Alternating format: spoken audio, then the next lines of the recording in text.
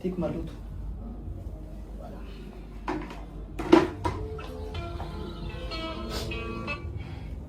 Allô Valiko? Fa tsy lavitra anao? Ok. Elando, avy anao. Hitanao, misy viavy zay ho avy eo izy io tia alako vady. Fa za natesta izy. Anao mody ataoko patronko. Ok? Atao patron karaha. Mody ataoko patronko anao malakilaky ty anao fa de za ataonao piasanao. Tsy vitako zay. Ataova raha zay ty volanao. Ty karaha anao malakilaky. Ty ataova malakilaky Lando. Mody ataonao piasanao za, ok? Anao ka misalasala mihitsy. Ataova malakilaky raha tiky. Za piasanao, anao patronko. Fa viavy io tiako alagna valy. De za manao testa izy, ok? Vitanao za ataova malaky raha tiky. Aza raha. Vitanao io, za piasanao, de anao patronko, ok? Zay izy, vitanao zany. Zay, petsaka. Bonjour chérie. Ça va? Ça va. Bonjour. Io patronko. Za patron. Tiako. Normal.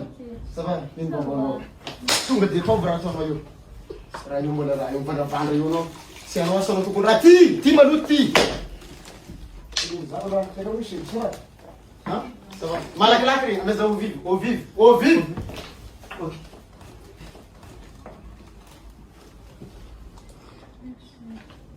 Allô, miasa. Kiasa. Allô, ça va? Lama no. Iya. Ati io.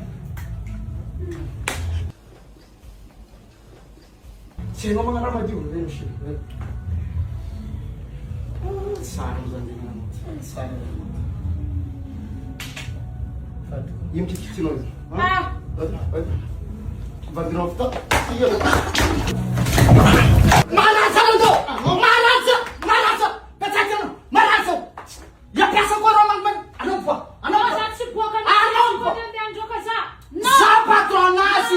Za patron. Antonio miboaka. Miboaka anao. Maty anao njoany Lando. Miboaka! Yena volanao sa fangoma re? Ha? Yana feo sa fangoma re? Ha? Sa mitenanao sa kapoma? Malaza! Tsy tiako ramanao! Ny fagnatsika rasy! Ha? Za patron anao tanao manao io! Ha? Ny fagnatsika rasy! Anao po! Alefa raha ty! Alefa malaka raha ty! Alefa! Anao po! Boana!